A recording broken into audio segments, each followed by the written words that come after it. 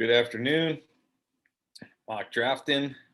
We actually need somebody for the 1-1. We need somebody in the 1-1. Oh my God. Mr. Green is in the house. Mr. Green in the building. What's up? Where have you been, my man? I've been looking for y'all. Now I still be watching. I told you I Nice. still this house hunt, man. I still ain't got one yet. I'm gonna get one though. still house hunting? Still house hunting. Dang. I guess yeah, people have been telling me the market's tough right now for a buyer. It's tough. It is. It is, man. I'm just tell them I know you, and then hopefully that won't work. They're gonna double the price. They're gonna double the price. You tell them that. Don't do that. You said don't do that. All right. Don't do that. Don't do that. I'm definitely gonna figure this out, but I'm definitely glad to be in today, though. I did join one probably about maybe 3 weeks ago, 4 weeks. It was whenever the day you wasn't able to live stream. We just mock draft. It was one day that you wasn't there. Oh, that's the one I was there. Nice. Yeah. So I'm still tuned in. I just trying to get this house. Well, I appreciate it. It's getting close, man. It's almost fantasy season. Absolutely. I've been making a lot of in my 2 dynasty leagues. I done switched my team around like 2 times. I can't wait till the season starts so I can chill.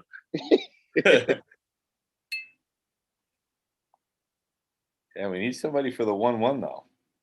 I see that. It's crazy. I posted in the Discord. Somebody responded.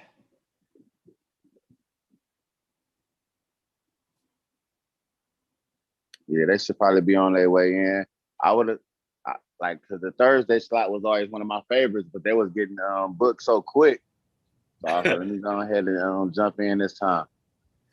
Yeah, it's weird. Like, Bill's not on here very often anymore. He not?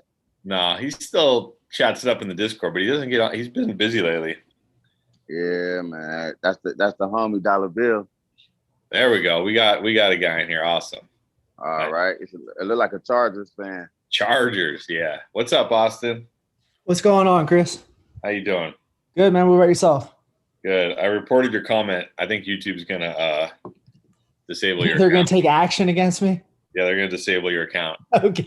You're not gonna be able to watch YouTube anymore. What a shame. I think YouTube agrees with us. I think they actually watched it and they're like, no, you guys make a good point. We agree. You don't think they're Kenny Galladay fans? No, I think they understand. They're a little low on Kenny Galladay this year. Yeah. Too. Yeah, for sure. I'm gonna give him a shot this year.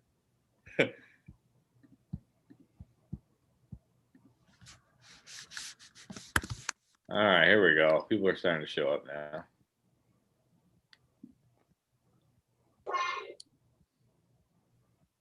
What's up, Jeremy? What's up, Mikey? What's up, guys? You say hi? You want to wait? Hi. You wait? What's up, Pierre? Hey. There you go. Pierre in the building. How's everybody? Good.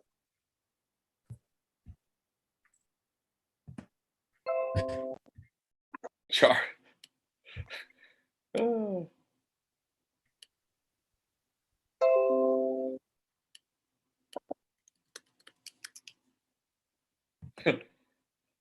So we got the Chargers. I think he's been in the Discord for a while. I think he's been chatting up in the Discord. He jumped into that one slot, so that's good. I think we're just waiting on Arsenal. He's definitely been chatting it up in the Discord. We know he's taking AJ Dillon 1.1 with the 110, right?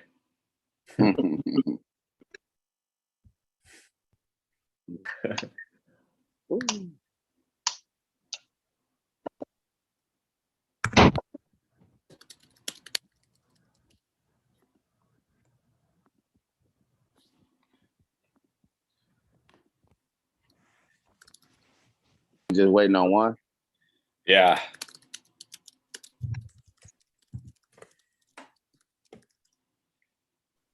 Waiting on Arsenal.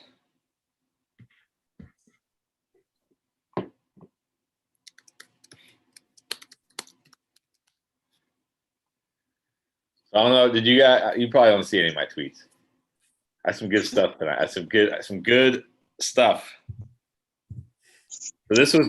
So I'll start with the first one.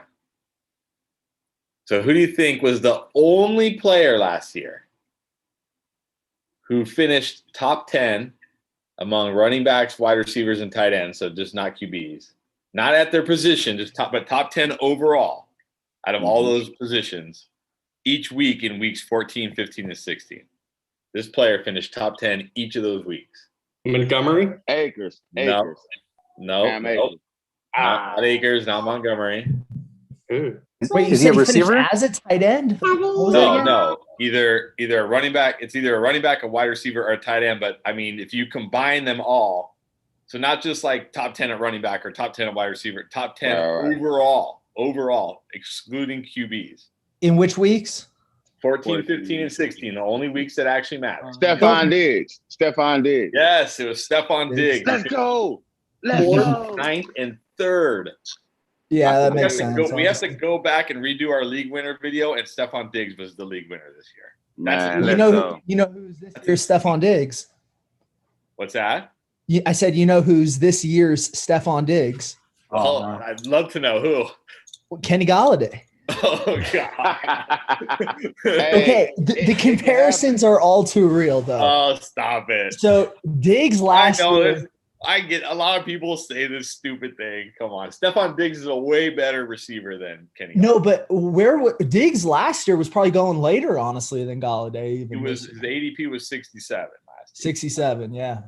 But Stephon Diggs is a way better receiver than Kenny Galladay. If Matthew Stafford was still Kenny Galladay quarterback, then I would have probably disagreed. Maybe. But Diggs is the man. Yeah.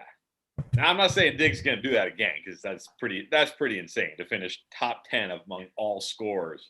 Finish top 10 among all scorers three weeks out of the entire season is amazing, but to do it 3 weeks in the most important 3 weeks. And the crazy part about it is, if you was playing them in your championship game, you 9 times out of 10 you won. Yeah, because that's the thing. He only scored 0.7 points less than Kamara over that stretch. And that was because Kamara had 56 in week 16, but Diggs still had 41 that week. Absolutely. He still had 40. It wasn't like he had 10 and 41 that week. That was an interesting take. But I had to think. I'm like, because I had Diggs before I shipped him away. But I had him. I shipped him away in the offseason. But I remember that Diggs was doing this thing for me. I do remember that.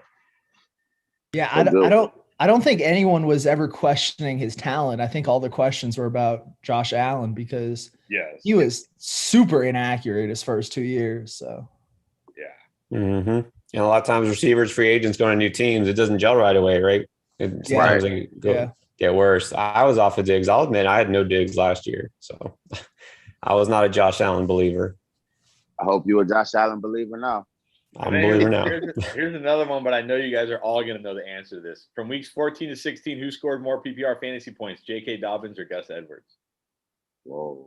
I know you guys. I feel like it's going to be Gus Edwards because you have to. Yeah. Yes, of course, yeah. But it actually was. It was Gus Edwards. We could believe it because he was getting all the goal line work. Not all of it, but he was getting a lot of it. Yeah. Yeah, and that do add up. All right, Arsenal's not here, but we don't really have anybody to take his place. Did you send something out in the Discord or? Yeah. Might as well give it a try. I'll tag him on the Discord real quick. I'll give him 10 minutes, like we gave Tatum the other night. And then here's a really fun one. This one was like, as you can see, I've been doing some research, coming across stuff that I didn't even know, and I was like, whoa, that's kind of crazy. Well,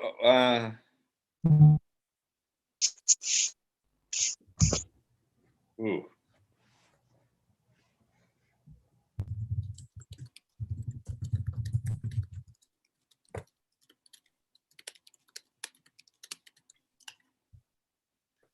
So, okay, week 16. Let's see how many You guys can get right here. Who were the top 12 running backs for Week 16 in PPR leagues? And obviously, Kamara was number 1, so we'll knock him out. So let's see how many of the top 12 Week 16 you guys can get. You want all 12 of them? Yeah, just start naming names who you think finished top 12 in championship week, the most important week of the season. Well, it wasn't Derrick Henry. I had him on my team.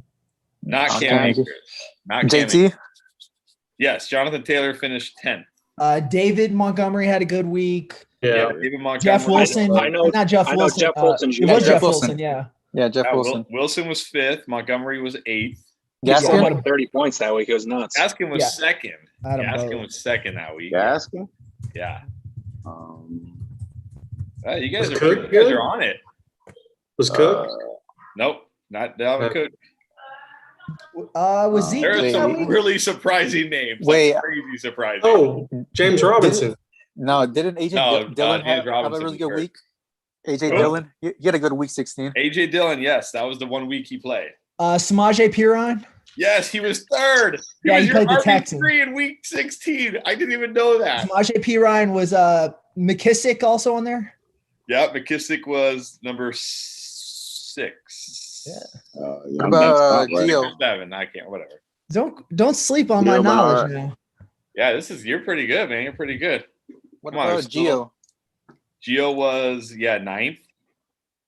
Wow, I'm impressed. You guys are missing 4, 11, and 12. Tony Pollard. Nope. Zeke was 12. Okay. If anybody guesses number 4, I'm going to be like P. Ryan was already pretty shocking. Somebody knew that. Number 4 is even more shocking, I think. No, so I own Joe Mixon, so I picked up P. Ryan and I had him on my bench. That's why. All right. And I was like Gio on my bench. P. Ryan and Gio finished top 12 that week. That's crazy. Yeah, I had him and I had Jeff Wilson on my bench that week. Ouch.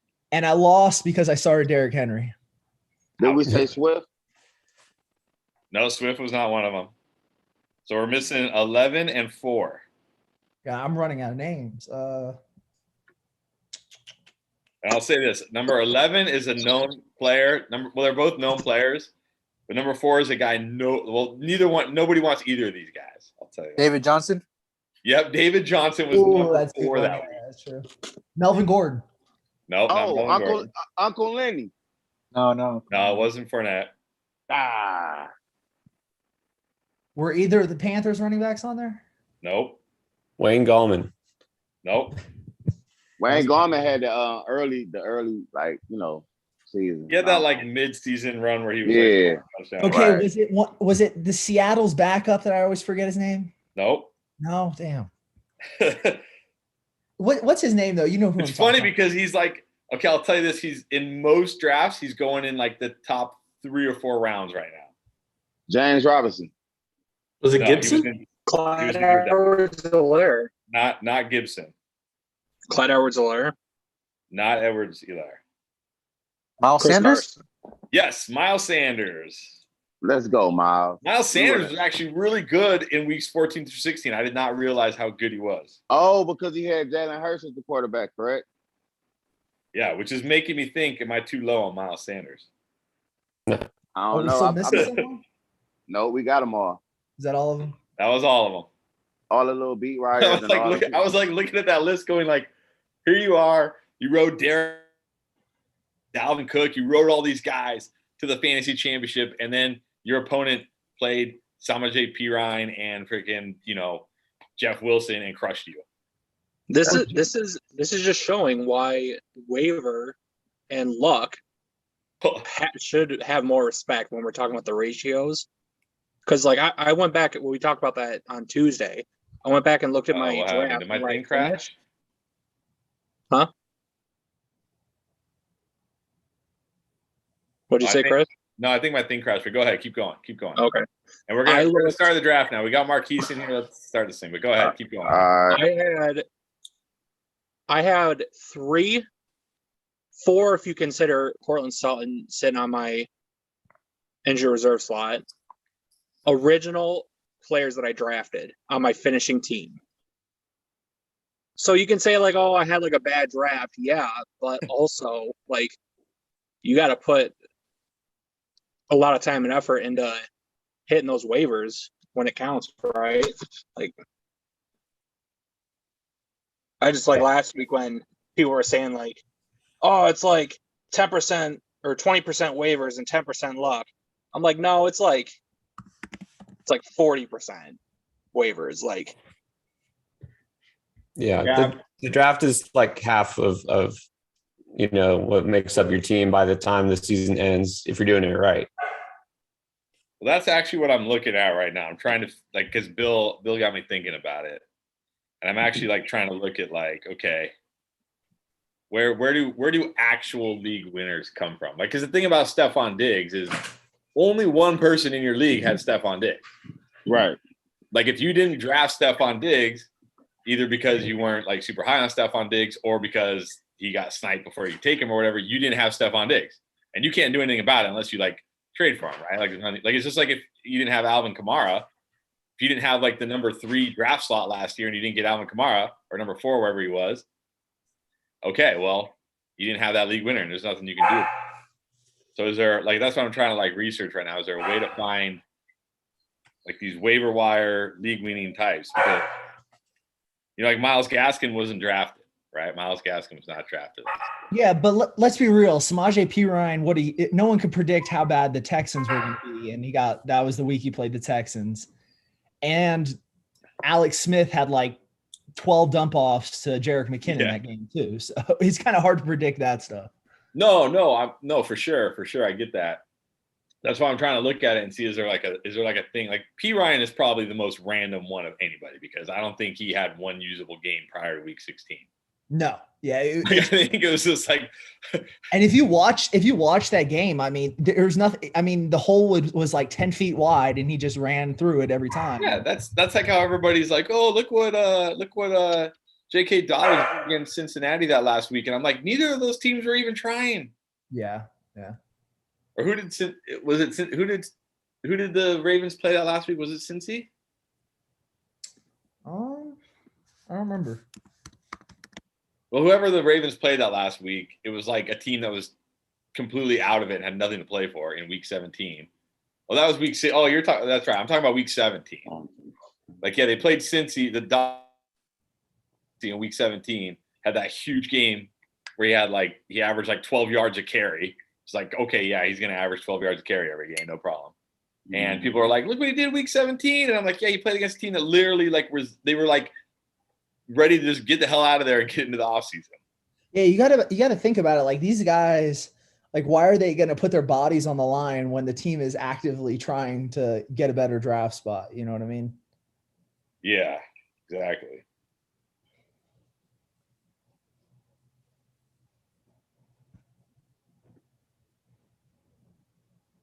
It's crazy seeing Aaron Jones go at the 1-7. I just looked. He went at the 2-8 last week or on Tuesday. Yeah, Aaron Jones, the man. Especially if AR come back. I can't say nothing negative about it though. I reached for Elliott at the 4, switching it up this week. I don't think that's a reach, man. I like the clapping cheeks after we had all this debate about Barkley's knee. Took Barkley at 3. Listen, all right, I'm taking him there now. We'll see where come training camp. I don't know. I like the Adam Eckler start by Marquise. That's nice. Oh, I'm on the clock. Crap. Hey Pierre, is DK still your 1? Still the 1. I mean, I'm not worried about Aaron Rodgers not coming back to Green Bay, but regression is going to happen for Devontae, so DK is going to step it up. I was thinking about taking him at the turn, but I took Kelsey. My first time taking a tight end early. Taylor at the turn is good. Yeah. Let's see. I don't think it's too early for Robinson. Ooh, that's spicy. Not too early. Robinson over AJ Brown, Michael Thomas, Keenan Allen. That's definitely spicy. That's spicy. I hope you're right though, because you traded them to me in Dynasty, so I hope you're right. That's true. That hurt, but it was still a good deal. It was a good deal for both. Yeah, I have him over Brown for sure. Thomas is the one I would have taken maybe Michael Thomas, but I feel good about Robinson. I like Keenan Allen over both, probably. Yeah, I'm giving. I just made a trade for Keenan Allen. A lot of receivers going this draft. It was a run on him. Still a run on him. If Keenan Allen plays the whole season and he's healthy, I think he finishes in the top five. Yeah, top 5 for me. Easy. Herbert in his second year, I mean, I just see it, but all he was doing was looking at Keenan Allen. I think their defense is going to be way better than it was last year. So they're not going to need to throw it as much. Like, that's my only – like, they'll still throw it enough for and they didn't have Eckler half of the year. And what if they end up getting, Eckler is not going to – like they were talking about. What, like 13, 14 touches a game? Mm-hmm. He's not necessarily like a bell cow. No, he's not a bell cow, but he'll get a lot of those dump offs. He'll take some of the targets. I mean, I got nothing against Keaton Allen. I'm not going to try to say he couldn't be top 5, but I like Robinson's ceiling, especially you get new quarterbacks in there. Yeah, but we got to see what that rookie gonna do. I mean, few rookies made it work. We got to see what he's gonna do if he get to play. He ain't gonna get to play until like week 8. Nah. That's true, but like, even Dalton, that's an upgrade over what they had last year. We can say that. It definitely is, though, but we still gotta see. All right, well, gonna have to take a. Am I gonna have to go running back, wide receiver, running back again? Good running backs left. Take a receiver if you want. Yeah, I like this guy. I think I like this guy more than you guys do. Amari. His counterpart went right after that. Yeah, I think most people like Lamb better. Starting to come around on Amari. Well, I do like Lamb too. I have him very close.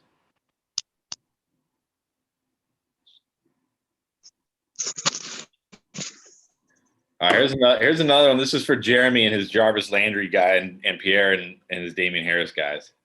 Oh, gosh.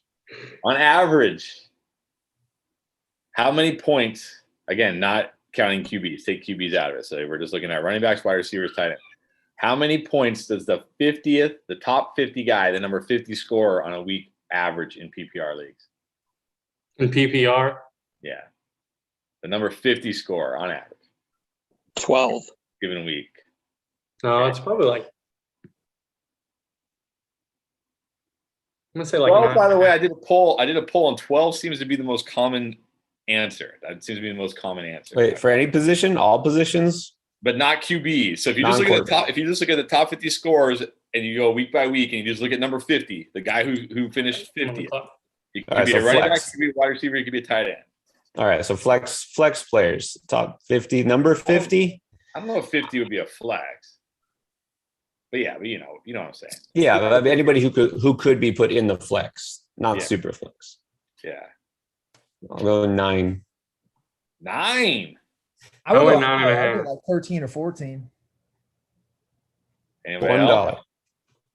I think it might even be higher than that. It might be in the 20s. 20s.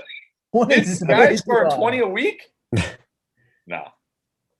It's 14. You're talking about all wide receivers too, right? Yeah, but I'm talking about the top 50 fantasy scores on a given week. Okay. There's only like 10 to 12 score over 20 on a week. It's 14.5. Yeah.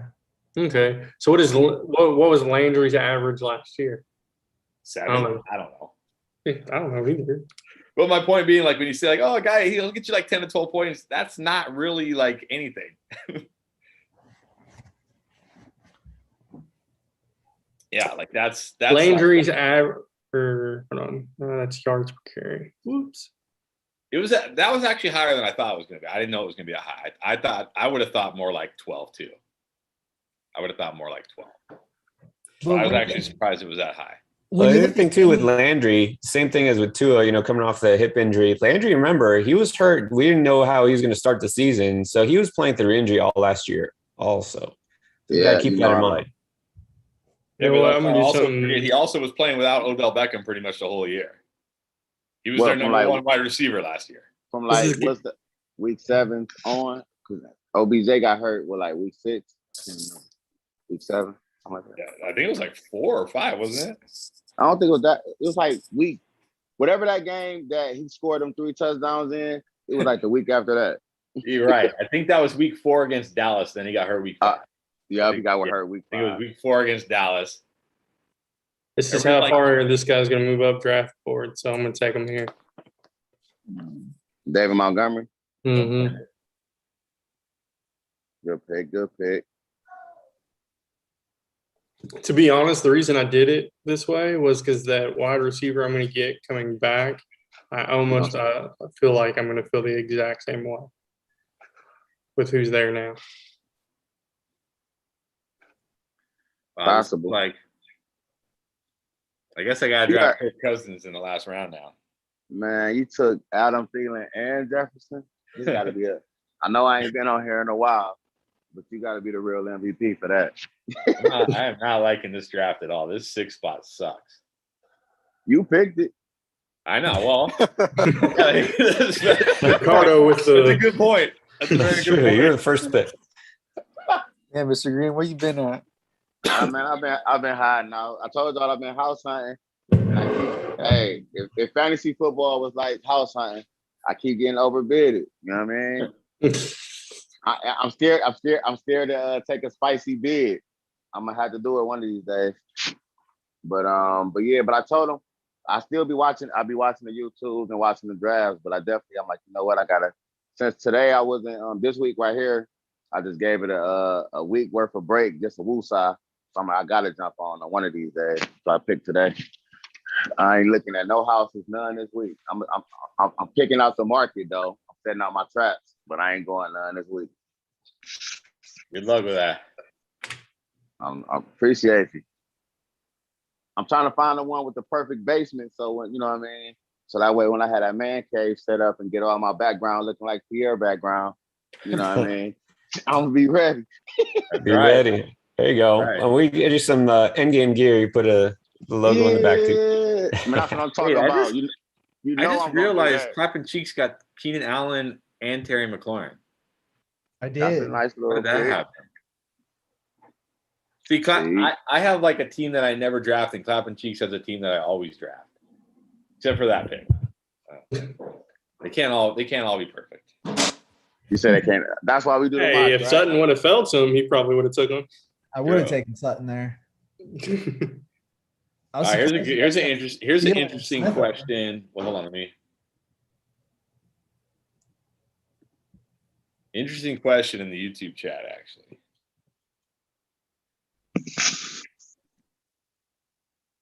He can't even get it together. I'm waiting to hear if he says PPR or not. Well, what does it matter? If it's not PPR, we don't even really care, right? Right. Nobody plays standard scoring. All right. So here's his question. Which combo would you prefer in a PPR league? Gibson and Kelsey or Zeke and Waller? Zeke and Waller. Easy. No debate. Easy. No debate. What was the first one? Kelsey and Gibson. I think it's Kelsey and Gibson, right? No, really? Gotta be Zeke. I think okay, Kelsey's better than Waller, but what we're talking about tight end 1 and tight end 2. I got Zeke significantly higher than Gibson. I know Gibson could maybe do that if everything breaks right, but I thought you were talking about last year, like if you combine the two. Oh no. He's talking about because that's where I was like, well, last year it would be Gibson and Kelsey, probably. Last year it probably would be Gibson and Kelsey. Well, I don't know. It'd be close. That's why. Even outscore Zeke last year? I don't know. Zeke was RB9 last year. Nobody realizes that Zeke was RB9. Like everybody thinks he was horrendous and he was RB9. I'm not giving up on Zeke. So even last year, but Kelsey did. I mean, even though I was like, it's number 2. Kelsey did outscore him by quite a bit. He outscored him by like 50 or 60 or something like that. Holy running back run. Okay. This might be the best team I've ever drafted, honestly. So far. Didn't you say that last time? I say that usually. Literally say that last draft. Pretty much. He also says it when he takes the tight end. Last draft, you said it was the best team that's ever been drafted. I just one up myself. I've officially broken the league right here. I mean, oh my God. I mean, I don't really like. Can I pass on him this late?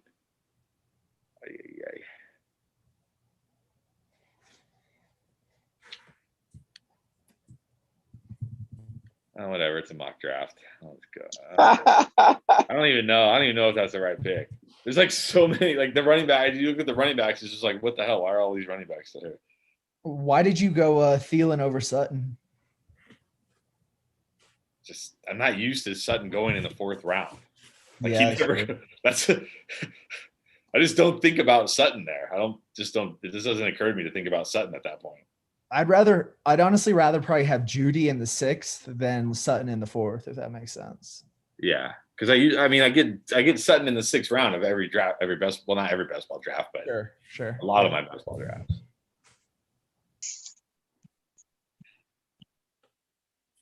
Well, I feel good that none of the running backs went after Hunt. Maybe he was the right pick, but dude, Miles Sanders still on the board. Travis Etienne still on the board.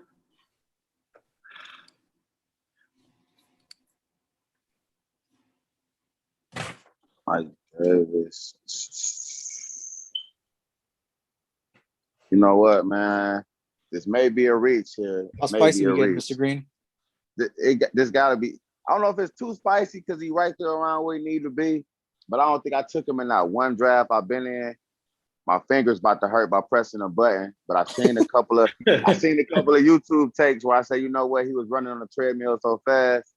I'm going.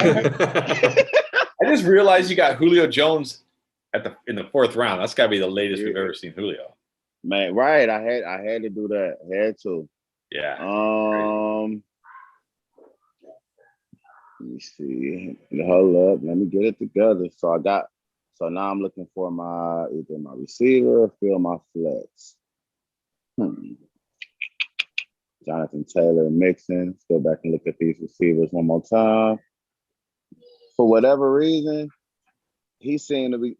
This is what you call a spicy right here. They bigging him. They bigging him up so much. Wow. They bigging him up so much. I needed a young boy to go on my receivers.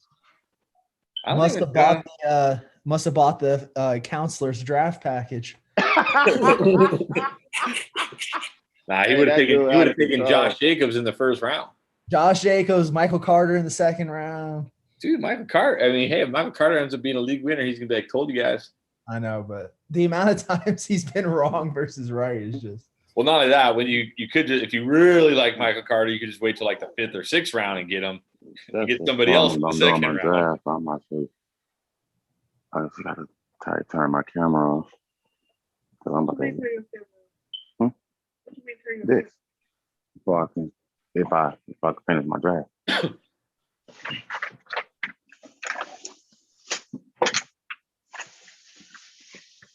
The wifey said y'all was making too much noise. I gotta close the door. Having fun. No, for sure. Oh, why is this not letting me do? Who are you trying to pick? There he goes. I want to Jacobs. Figured him in the flex is pretty nice. Yeah, there's some crazy running backs still on the board, although they're starting to go now. I feel like Bill was in the back of my head screaming, Jacobs in the 6 is crazy value. It is crazy value.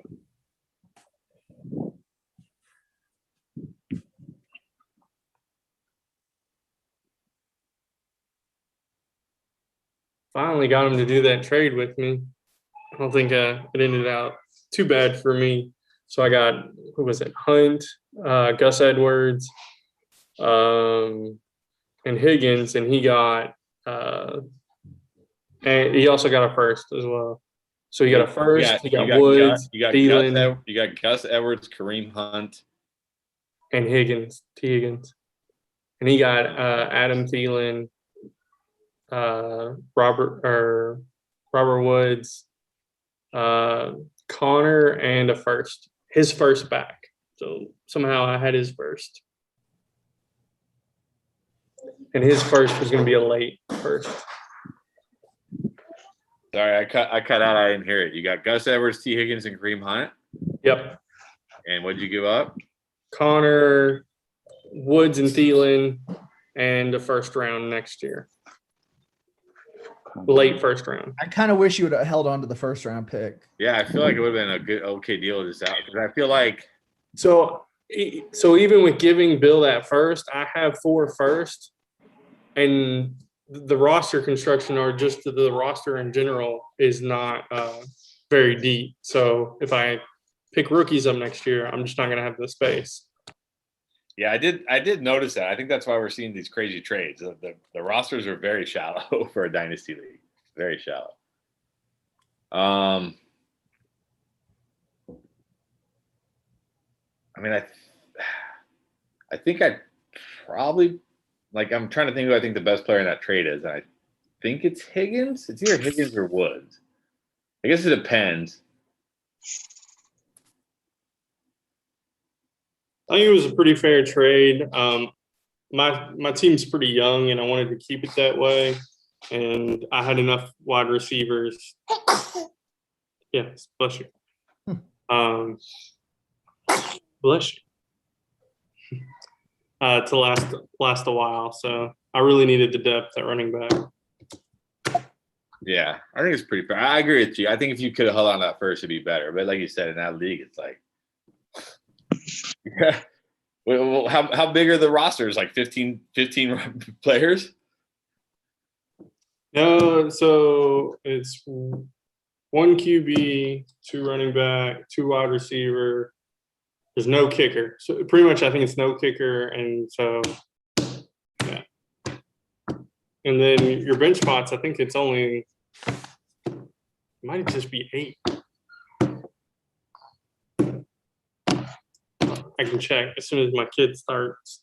So yeah, you're talking about like a 14, 15 man roster. Like yeah, it's like a redraft league, but for dynasty. Yeah. So my biggest problem, even coming out of this year, was any rookies I drafted, I almost had to drop them immediately just because I didn't have the bench space. And I was like, and then I saw how many first round picks I had for next year, and I was like, oh, so my seconds don't matter next year, my thirds don't matter. I'm just gonna have to trade them to either for later picks down the road or for players. So,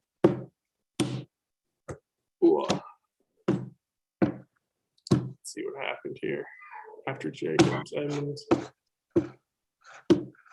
Oh, I hate doing it, but I think it's the right play here. Ooh. I thought you were going to take the guy I was looking at. It's either him or Curtis Samuel. There's nothing wrong with Juju there. Yeah. I like him a little bit more than Curtis Samuel, but it's close. I was going to it was on my last pick, it was between Williams and Judy, so I wasn't very happy to see Judy go right after I took Williams. Yeah, I was hoping either Judy or Williams was going to fall to me, but I would even probably gone Hawkinson with mine. They all went right before me.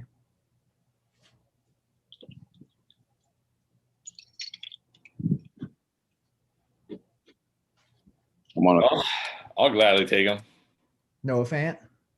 No, come on. Curtis Samuel, yeah. Noah Fant. Curtis Samuel. Who do you have ranked higher between the two, between Samuel and Judy? Not Judy, between Samuel and Samuel. Samuel. Yeah. I got him like neck and neck, but. What do you think about Samuel versus Davis, like I picked? Because that's who I was between. I do really like Davis, but I still like Samuel more.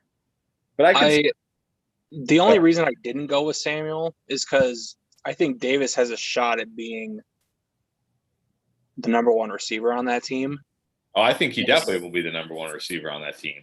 And I think Samuel I think it's just going to be a crowded room a little bit between him and McLaurin and Logan Thomas. Man. And if they're trying to get Antonio Gibson involved in the short passing game, like. Oh, thank you. Yeah, but they've thrown the ball over 600 times the last 2 years, or the offensive coordinator has for this teams. They have Ryan Fitzpatrick. Somebody sniped me for that. I don't think Logan Thomas, 80 targets. Antonio Gibson, 80 targets. And I think they're going to use Samuel a lot of different ways. Like I think they're going to use like end arounds. I think he's going to get carries out of the backfield. And I think they're going to use him more down the field than Carolina did because other than Terry McLaurin, who do they really have that can do that? Yeah. I see it kind of the opposite of the way you were saying. I think with Samuel, there's less competition because Logan Thomas only got all those targets because they didn't have Curtis Samuel or anybody else at receiver. Right, there was nobody else. Not because Logan Thomas is a stud tight end necessarily. So Samuel is like the clear number 2 guy there, I think. And then with Davis, I mean, he could be the number 1, could be the number 2, but they have more viable receivers. Like Elijah Moore is pretty good, going to be pretty good. Crowder, they didn't get rid of him. They kept him. Mims, who knows, but still. And then you're talking about a team that wants to get a little more conservative because, you got a defensive-minded coach. So I think Washington probably throws the ball more, and I think Washington, probably more likely to get Curtis Samuel touches. Yeah, and I do like Corey Davis, and I do think he will be the number 1 receiver. But like Pierre said, you also got a lot of other receivers there, and we got a rookie QB. Yeah. I know he was the number 2 pick, but so was Josh Rosen. Pierre remembers that. I do remember. Sam Darnold was the number 2 pick as well. I mean, that doesn't guarantee that you're going to go out there and light it up. So I just feel a little bit better about Ryan Fitzpatrick, in that passing game. Gotcha. Well, as long as I didn't totally embarrass myself by picking him, I guess that's fine.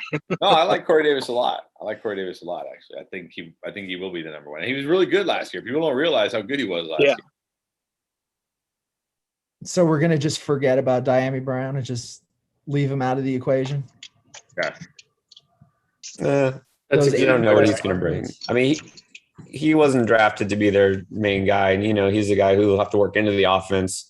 I'm not going to say a lot of people think, oh, he's just a deep threat. He could probably be more than that, but it'll take time. Yeah, I think he'll have his moments, but I don't think he's going to be like a consistent week-to-week target guy. He'll probably be my 1 on my dynasty team. Well, that's bad for problem? you. Is that a problem? Problem. Let's see. Okay, I know if I don't take him here, Cheeks will definitely take him between now. No, oh my. Thought you was going somewhere else. No mind. No, I know Cheeks won't let him come after me.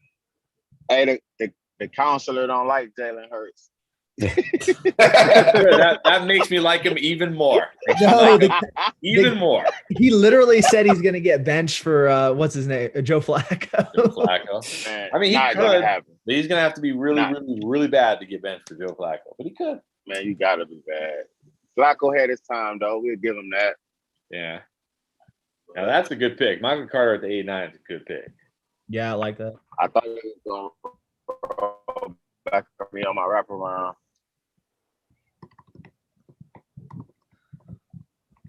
I think this is the earliest I've seen Aaron Rodgers go since I've been drafting with y'all. Yeah, he's been falling, but I think people are starting to go like, oh, okay, yeah, he is going to be a Packer, isn't he? I had to do it.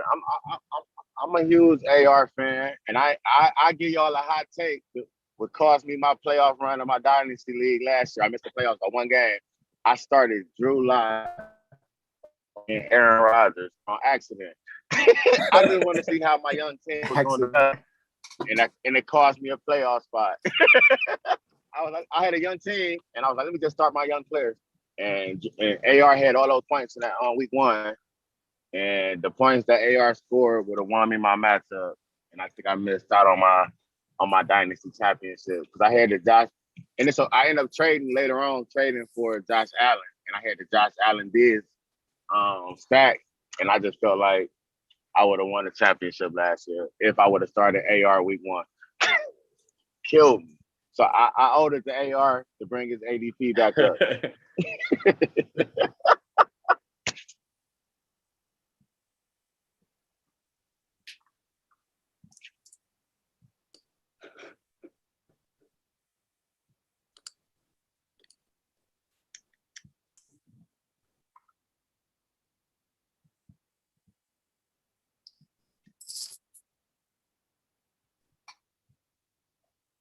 Man, it's crazy. After Noah Fant, there's like no tight ends I like. I'm glad I finally jumped out there into the tight end early. I guess Dallas Goedert's okay. Dallas Goedert's okay, but like you got Jalen Hurts, might as well.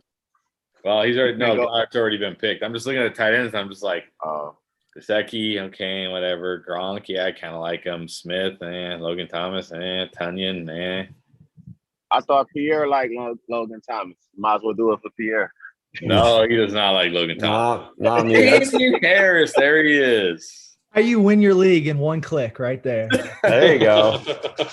Drop mic. You might as well just log out and auto draft the rest of your league. The Pretty rest of much. your draft doesn't even matter now. Doesn't even matter. Who just got picked? This is now. It's the best team you've ever drafted. Now, I agree. Yeah.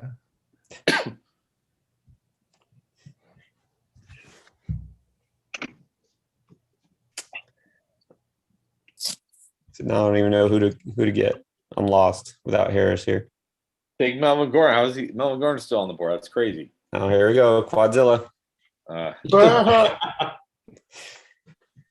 Damian Harris gonna have RB2 upside or RB3. RB1. Dude, look at Chris's face. He just I don't can't even hold it understand in. that pick at all. Was that just like a panic pick? No, that's a drive up to ADP pick. Like we actually have running backs on the board who are going to get touches. Still on the board that are going to get touches. Yeah, but what are they going to do with those touches? That's the question. Well, I know what AJ Dillon's going to do with his non-touches. Oh my god. Oh, Zach Moss over Melvin Gordon. I love How is that? Zach, Gus. We got Melvin Gordon's on the board. Leonard Fournette's on the board. Even David Johnson. This is the round where the league winners are born.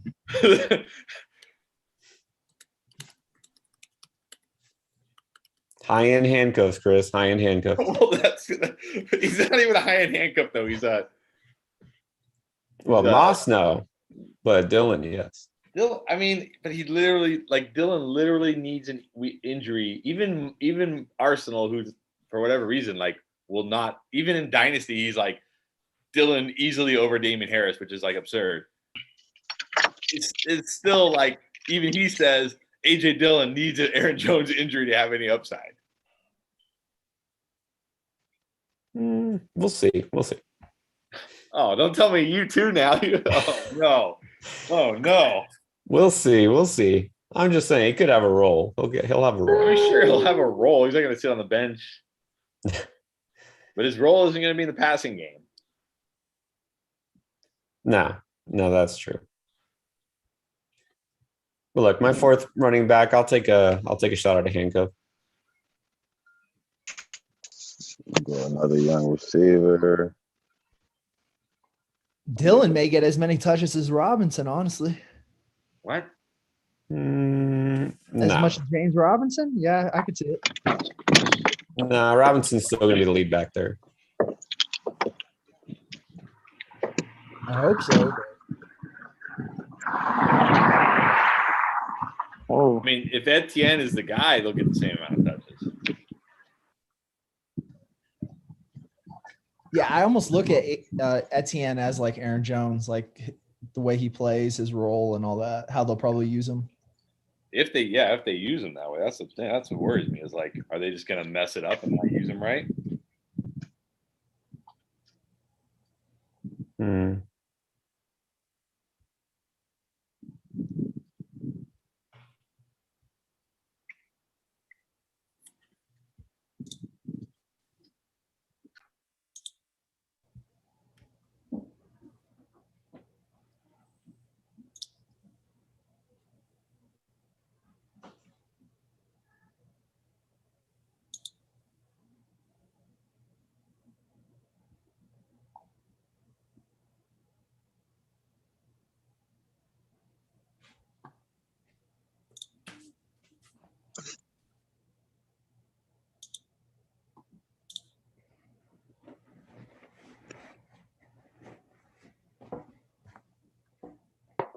Look, I get that Devontae Parker, is following a little bit, but he shouldn't be below Rondale Moore and Bateman and guys like that. That's a little too low. That's a little too low. I agree. Or Ruggs. I was really shocked that you took Ruggs that early, Mikey. To be honest. And again, okay, Madison in the 10th round. That might be even a little bit of stretch for me, honestly. I think he just won the draft. I mean, sure, if Dalvin Cook gets hurt in the preseason, he just won the draft. No doubt about it. Are we even sure about that though? Because was Madison good when? No, Madison was terrible. Yeah, that's what I was like. Okay, here's the funny thing. It's so funny how people are. He was terrible in that one game when it was actually in the fantasy season, but in week 17 they benched Dalvin Cook and he had like a monster game. And then you look at like AJ Dillon, who got one opportunity in the snow in a game where Aaron Rodgers only threw the ball 25 times because they were just destroying Tennessee. And everybody's like, that's what AJ Dillon will do every single week if he gets a chance. It's like, oh my God, you guys. So no, I mean, yeah, I think if Dalvin Cook goes down, the one thing we do know is Madison as good as Dalvin Cook? No, of course not. If he was, he probably wouldn't be. It'd probably be more of a 50-50 split or something. But if he goes down, we know Madison's getting all or most of the touches.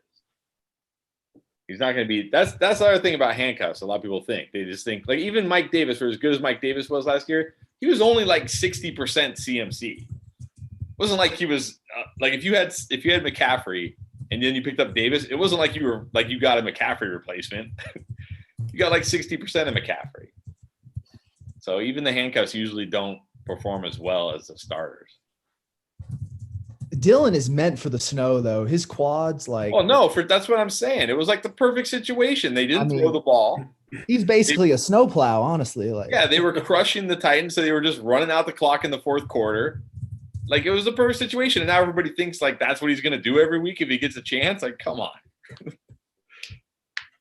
And I'm not down on Dillon. I think Dillon is a fine handcuff. But that's all he is. He's just a handcuff. I do love that Nelson Aguilar pick, by the way. Thank you. I remember when Derrick Henry was a handcuff to what's his name? Yeah. Well, not only DeMarco Murray, but who did they put in the Deion Lewis. Deion Lewis. Yeah. That was wild. I think that was wasn't under LaFleur when he was the OC there? I don't remember. I think it was LaFleur. Yeah. So you see what you're doing here. The AJ Dillon is the next Derrick Henry, basically. That's kind of what I'm trying to get. That's what you're saying without saying. I mean, that's fine, but if he is, you're gonna have to wait like 2 more years. True. Right? Because I remember Derrick Henry, like people were like, oh, you can't draft Derrick Henry, and then he had that 1 year where he had like, let's see. Yeah, Derrick Henry was a bum in his first year or two. People like forget it. He's going to be a bust. He's too slow. He barely even topped 1,000 yards that year, but he did have 12 touchdowns. So I'm sure everybody was like, he's a beast. And then, of course, the last 2 years he's been a beast. But is it really? Well, he has averaged over 5 yards carry. I guess that's pretty insane. The thing about him though is, it's almost like you have to commit to running the ball to get him going. You know what I mean? Which they for sure refused to do his first couple of years. They would try to just give him a couple touches and expect him to, do really well. But he's somebody that just really needs to wear down the defense in order to play well. It's kind of, it's tough to be like okay with just getting, maybe like 2 yards per carry as a coach and leaving a guy out there. But that's kind of what he needs in order to get those big runs. Yeah. Yeah, and they held on to Deion Lewis way too long when he wasn't doing anything. But that's true. They should have gone to Henry just as the guy probably right away. Well, I think it really took Deion Lewis getting hurt, didn't it? I think so. I think Deion was Jeff Fisher still the coach then? Maybe that's what it was. Is Jeff Fisher still the coach? Oh, man, maybe. Because that would explain a lot. Yeah. No, Jeff Fisher killed Todd Gurley. That's what happened. He was busy. Yeah, he was busy ruining a running back out there. Yeah. Yeah, that was terrible too. And if I remember, I think, wasn't DeMarco Murray pretty good his first year in Tennessee? DeMarco Murray was very good his first couple of years in Tennessee. He carried the ball like 400 times his first year. Yeah. I thought that was in Dallas. And Dallas. No, he was. His first year in Tennessee, he had 293 carries, almost 1,300 yards, and 9 touchdowns. So you can understand, I guess, why Derrick Henry wasn't getting the ball. And he also caught 53 passes. My goodness. Quite a year. Still wasn't as good as that Dallas year. No. 1,800 yards, 13 touchdowns, 57. He had 2,200 scrimmage yards and 13 touchdowns and over 50 catches that year. How many carries did he have that year? Yeah, 392, which is actually less than Derrick Henry last year. So less than Derrick Henry had. 92. That's insane. That is insane. Derrick Henry last at 392. All right, let's just mix it up here and go with Gronk.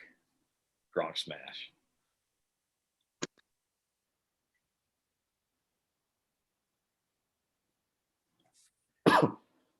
Got sniped on both quarterbacks I wanted. You still got Brady, Burrow. Yeah. I like to go for Stafford, but like you can't really beat just picking one of the quarterbacks in the very last round that are always available. Yeah. So No. Troutman, nice. I like him. I like him. I mean, let me correct that statement. I don't like him like as a top, 6 tight end, but I think he could be top 10. I mean, yeah, top 10 tight end basically means like you have 50 catches and 6 to 8 touchdowns. Yeah, honestly, like there's probably like 10 guys that could be a top 10 tight end just because it's. No, seriously. All right, who wants to grade? I want to grade Mr. Green first day back. Let's go. Grade him. Grade it up. Grade it up. Let's go. Hold up. No, I wanted somebody to grade mine. Oh, okay. All right. That's a quick way to get out of it. All right. Who wants to do it? Let's go. Whoever says me first. All right, I got y'all. All right. If anyone has an issue with the grade, speak up and we'll get 2 grades on it. How about that? Okay, by the way, real quick, who was tight end 10 last year? Who knows? Oh God. If Logan Thomas was like tight end 4, I can't even imagine who tight end 10 was. Was Gronk tight end 10? Gronk was 8. Oh, I was like, was it Cole Kmet? No, he was way down. He didn't start coming on until the end.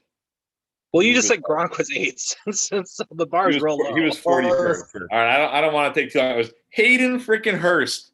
Wow. Hayden Hurst. Did anybody ever even start Hayden Hurst last year ever?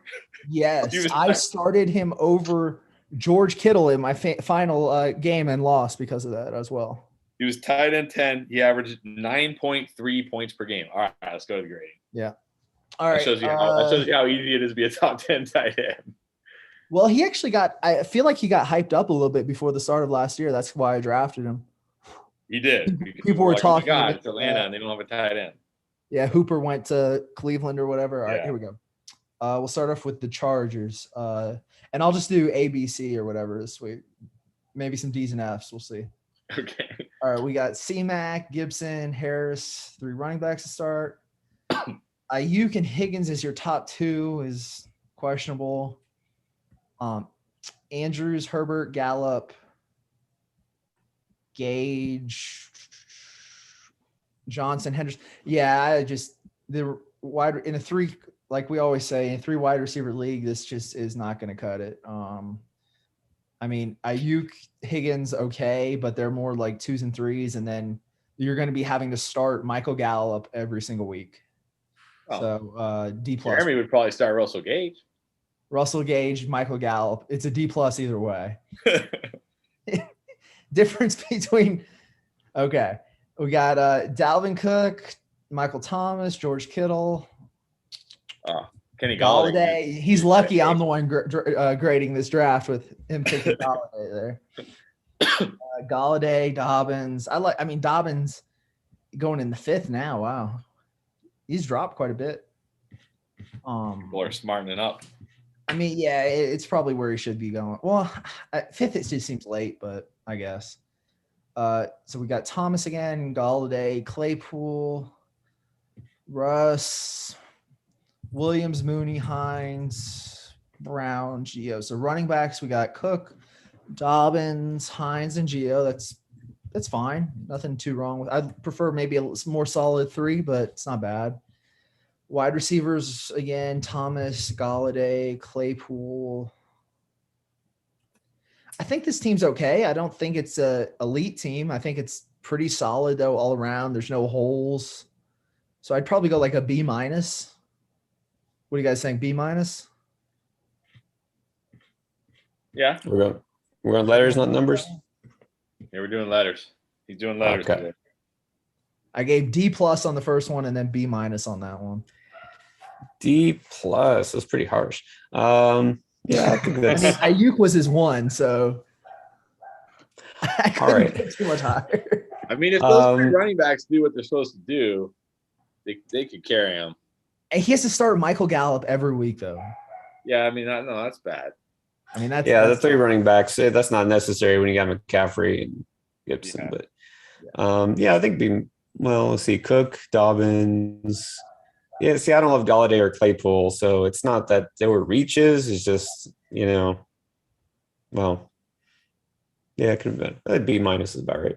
Yeah, I just didn't see any like holes or, All right, we'll skip me, go Mikey, Zeke, Brown, Evans, Sutton. That's a great first 4. Carson in the 5th, love it. Hawkinson in the 6th, love it. Davis, Carter in the 8th, love it.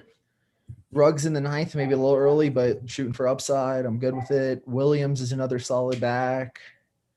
And then Brady in the 12th. This is you've had a couple straight drafts with good teams. This is probably like an A- for me, honestly. I like this team. I don't see any holes. Very solid all around. Thanks, man.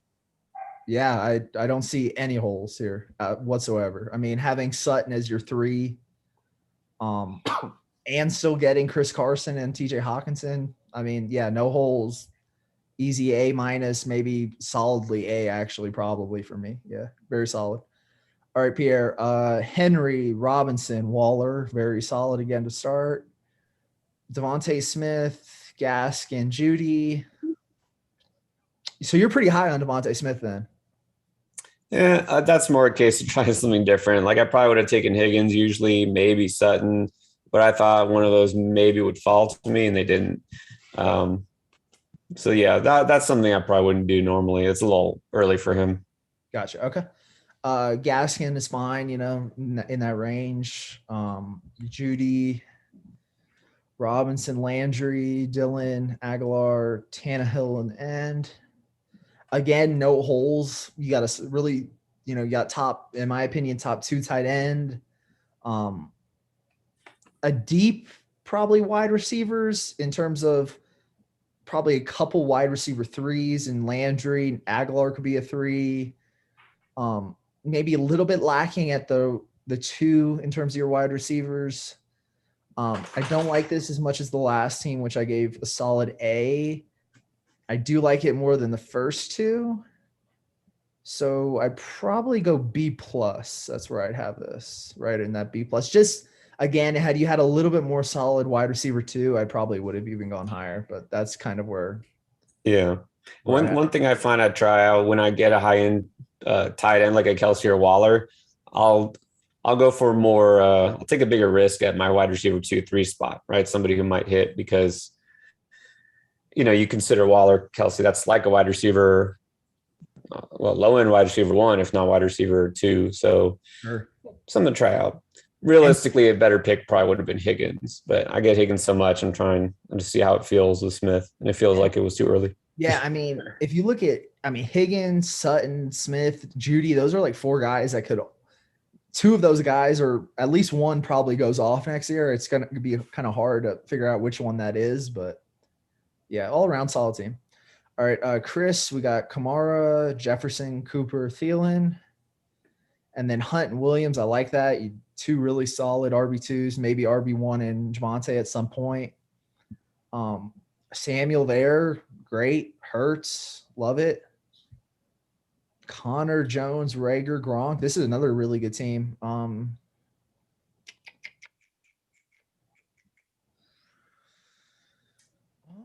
Do I like it more than Pierre's team? That's what's tough. I don't like either of your teams probably as much as Mikey's. He's still my number one. It's the difference between Pierre has Darren Waller, you have Gronk, but I like your wide receivers more. And the fact that I think I like Kareem Hunt and Javonte over, I don't know if I like him over. I like Gaskin more than Hunt though. This is tough for me. Give us the same grade. I'll probably give I like Chris better than Pierre, and I would have given Pierre like a C+. Because I'm not big on Hurst. So why you got to take shots at Pierre? You don't like Hurts though. That's the problem. I like Hurts running the ball. That doesn't throw the ball to Williams. I don't care if he doesn't throw the ball. He can run till his legs fall off. He's going to give me points. But what I'm saying is Devontae Smith, is what I meant. If Hurts is running the ball, Smith's not going to be that. Like, you can't have – like, Hurst is not going to have this amazing season where he's carrying a wide receiver one and being a QB one. It's going to be one or the other. So yeah, I agree. The only reason I was close on their two teams is because Pierre has Waller and Chris has Gronk. That's the difference between my grade. I was going to go – I like the rest of Chris's team quite a bit more, but then Pierre has Waller. So that's where I have to give him a little bit of a bump in that factor. But yes, I think Chris has probably a more solid all-around team. His wide receiver 1, 2, and 3 is a little bit more fleshed out, and he's got a deeper RB2 room probably. So I gave Pierre a B+. I'll go A for Chris, A- for Chris. And Mikey's in a solid A. I think we're fair there. And then the Chargers is still a D+. I love you, Pierre. All right, no problem. It's just because you're a little salty to have Landry on this team, but that's all right. It comes down to Hurts, right? It's like, is he going to be more of a runner, more of a thrower, or what? So that's a good point. That's a fair point. You know, if Devontae Smith turns out to be like a Marquise Brown in his rookie season, that's not really fantasy or wide receiver too. That's not worth a 4th round pick. But then that means, you know, he's running the ball well, assuming he has the. Now, if Joe Flacco is a starter, well, then, you know, Devontae Smith is going to go off. So.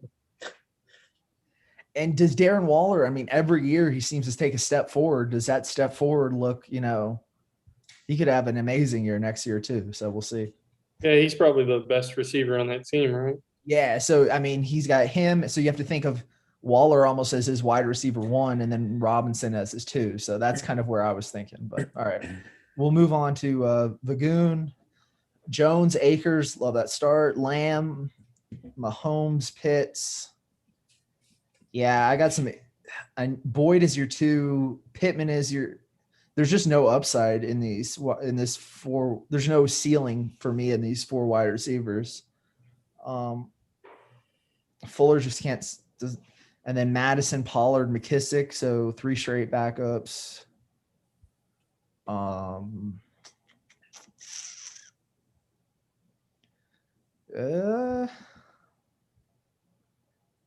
gave the first team a D+. I probably should have given them like a C because this is. I think I might like this team less.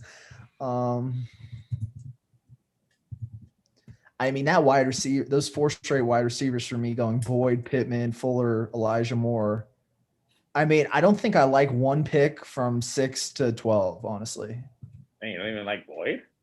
I like Boyd, but not as a 2.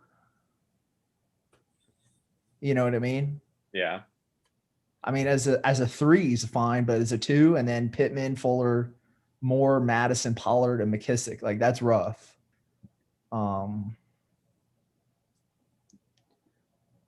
Yeah, I'm gonna have to throw out another D for this one, honestly. We got double D's so far. Had to do it. All right, we got Gus Bone. I mean, do you guys feel differently? What do you think?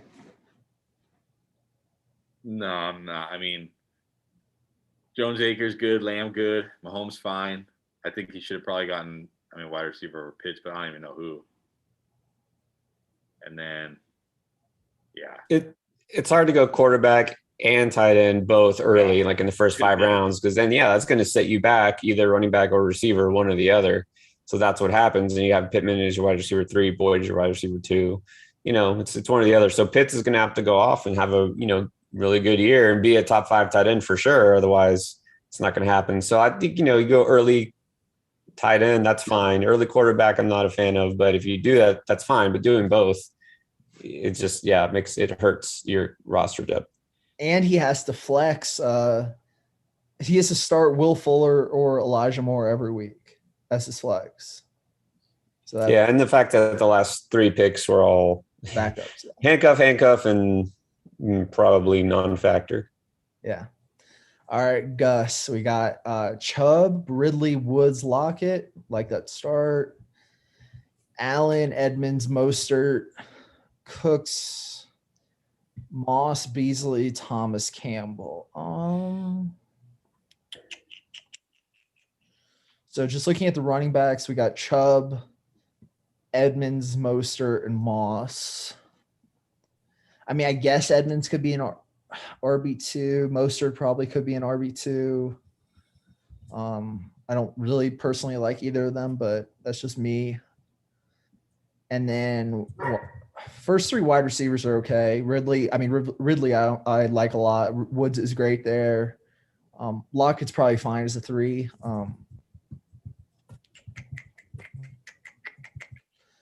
This is a solid team in terms of there's no holes. It just doesn't – I don't necessarily like it as probably as much as I think right now I have Mikey as 1 and then Pierre and Chris. I'd probably put this as the 4th team, probably like a C+, B- range because it doesn't have any holes. It's just it's not great at certain positions, especially that RB2 position, in my opinion. I'd probably go B-. It's a solid team. No holes. What do you guys think? Yeah, I agree. That's fair. Fair. All right, Jeremy. We got Hill, Hopkins. Love that start. Clyde, Montgomery. Great there as well. Murray and Jacobs. Loving that as well still. Debo, Robbie, Rondale, Mecole Hardman. One of them is going to be a 3. I like this team a lot too. One more time, wide receivers. You got Hill, Hopkins, Debo, Anderson, Rondale, and then running back you got Clyde, Montgomery, and Jacobs. This is a very good team. I probably would give you the number 2 spot, still behind Mikey, I think. I gave him a solid A.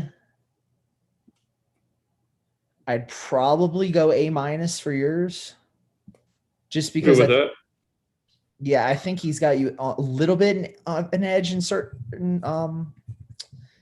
I honestly think the difference between the teams is he has T.J. Hawkinson and you have Tunyon. I don't even know Tunyon. If Tunyon somehow does the same thing as last year, I can't even say that. But yeah, A-, A. That's a very solid team. No holes, very solid. All right. Was this Marquise? This one? Marquise. Okay. Adams, Eckler.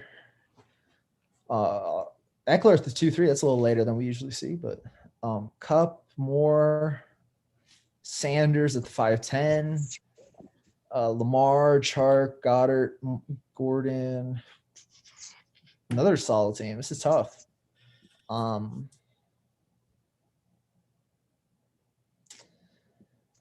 This is another top 4 team. No holes, solid all around. I don't like it quite as much as Jeremy's or Mikey's, but it's up there. So I go B+, solid all around. Very good in certain spots. So yeah, B+, probably solid. All right, AL, we got the 4 wide receivers start, and they are all 4 very good players. We got Diggs, Metcalf, Godwin, and Johnson. Davis and Etienne as your running backs. That's not bad at all. Prescott, Fant, Drake, Fournette. Damn, these teams are good today.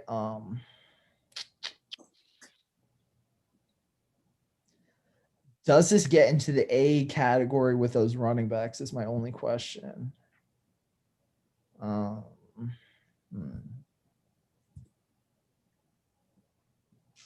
Help me out, Pierre. You think it gets into the A group? I think it's very close. In the A group? All right, what's your deciding factor right now? Is his running back group good enough to get into the A group? Because his wide receiver group sure is. So his wide receiver group is the best so far in the league. A? No, I wouldn't say A group.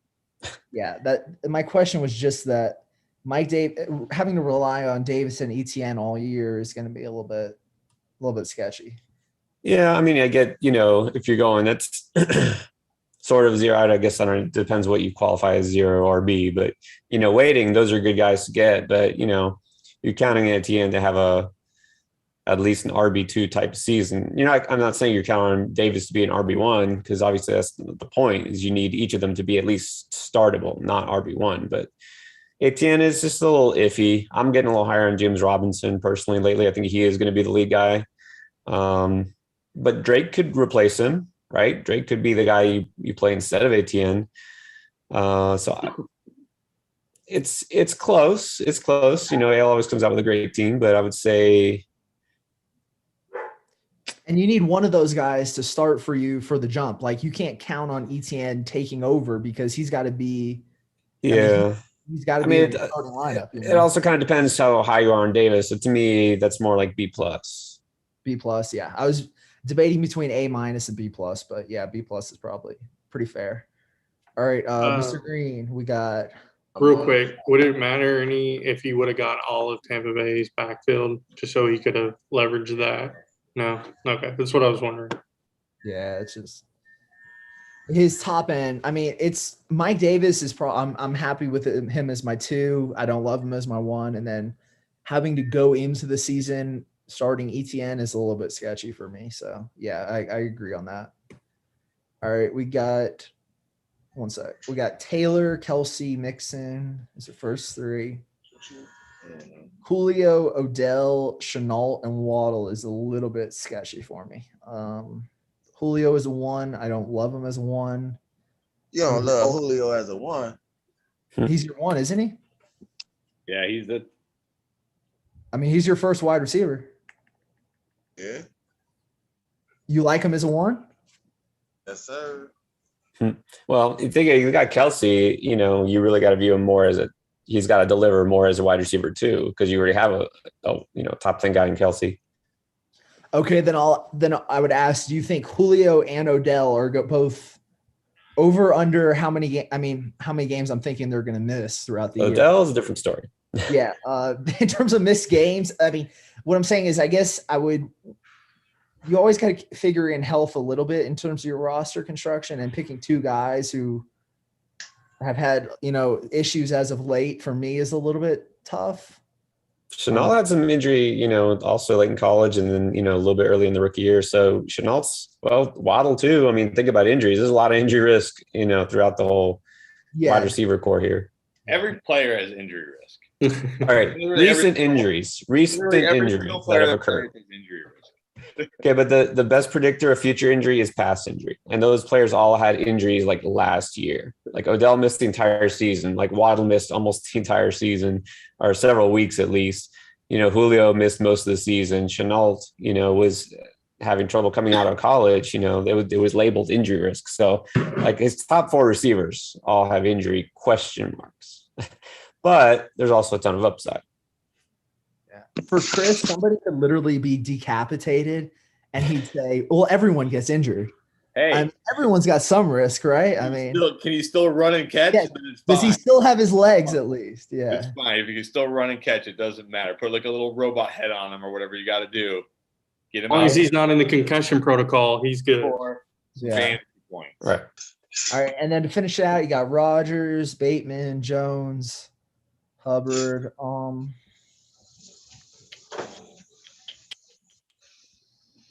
like certain aspects. I like Kelsey there is fine. Mixon is here too. I'm good with. Literally, my only issue is just the wide receivers for me, and that's just me personally. I mean, if Odell can stay healthy all year, although last year, if you looked at it, if you look at Odell before he got hurt, if you paced out his entire season, he was on pace for a little bit over 700 yards receiving, which is pretty terrible. Damn. It was bad. Yeah. He had the one game against Dallas, but he threw a touchdown and he he threw a touchdown. He had that jet sweep for like 60 yards.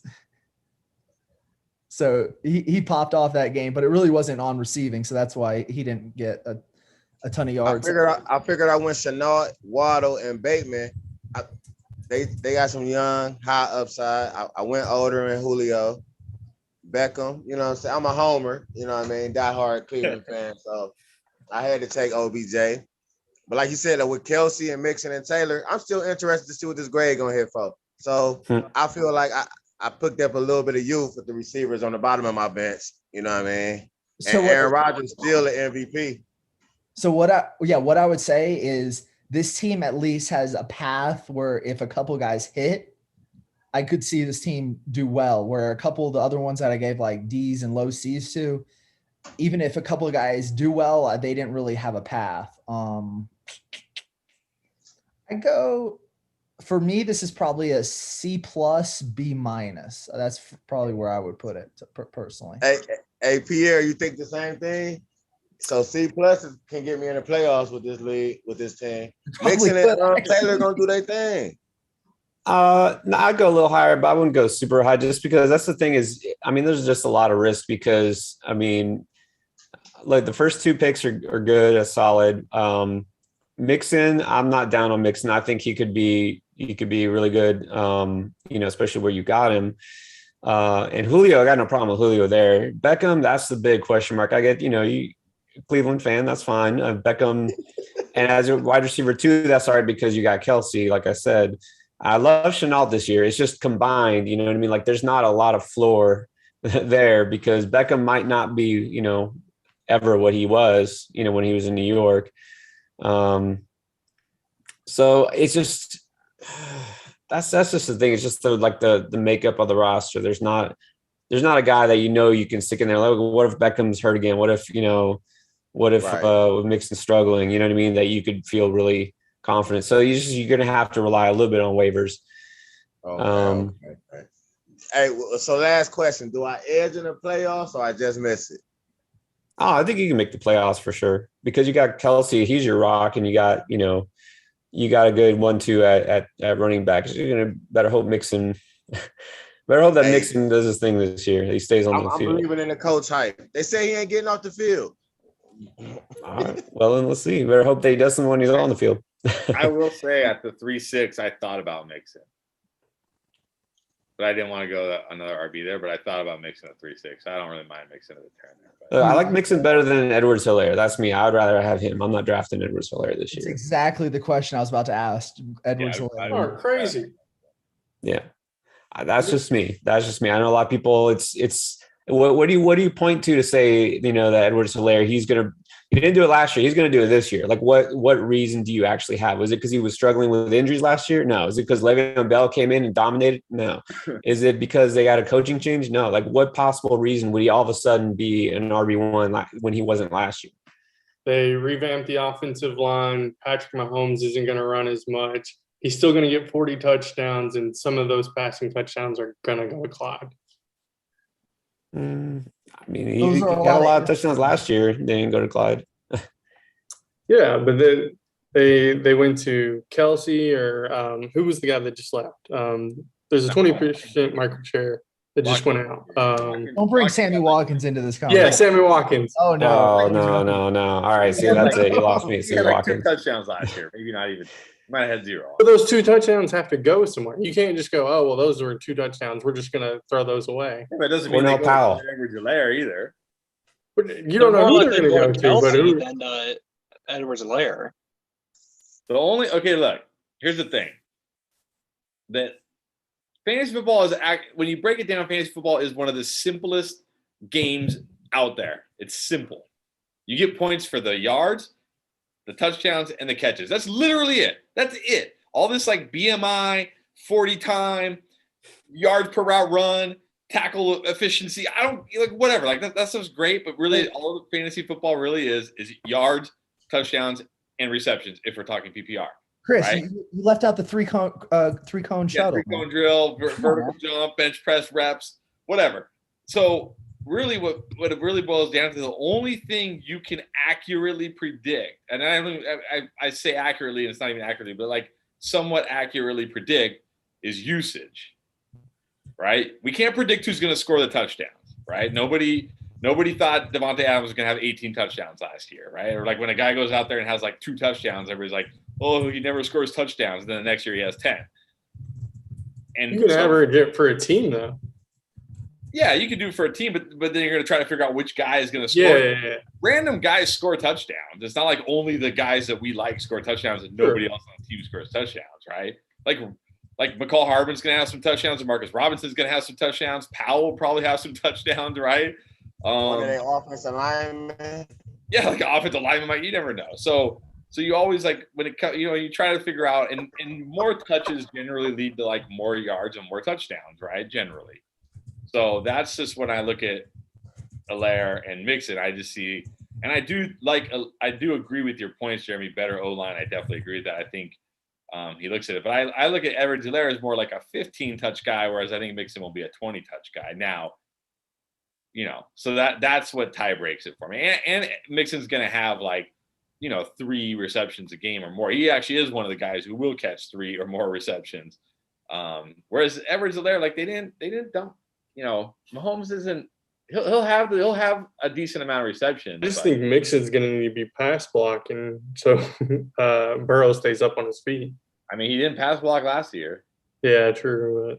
The one, as good as Mahomes is, he's just like Deshaun Watson, where they just want to throw the ball down the field. Yeah, he's looking that way. Right? Look down at their running back. It's the offense. That's what's funny. People think, oh well, whoever you put in that offense is going to be more valuable because it's a high scoring offense. Well, it depends on their role. That's the thing is any running back who goes in there isn't necessarily going to be a stud running back because that offense doesn't revolve around the running back. You know what I mean? It revolves around passing the ball deep. They have a tight end who's the best tight end in the NFL. Well, that takes away from the receivers. You know what I mean? And so even though the Bengals may suck again, that Mixon's going to be the focal point, for the most point of that offense, whereas Edwards-Helaire will never be the focal point of that offense. Even if they're winning by 20, they're still going to throw the ball because that's what Andy Reid wants to do. You know what I mean? They do. They do still throw the ball a ton, even when they're up. I saw a stat where it was like when they were up 2 scores, they were still one of the pass heaviest teams. This is what they do. Right. I don't think Mixon is significant. If they both play 16, I don't think Mixon is going to significantly outscore Edwards-Helaire because even with the touches, he's still running behind a bad offensive line and a team that he probably doesn't have the touchdown upside not that I think Edwards-Helaire has massive touchdown upside because a lot of the touchdowns are going to come from Mahomes, not the running game.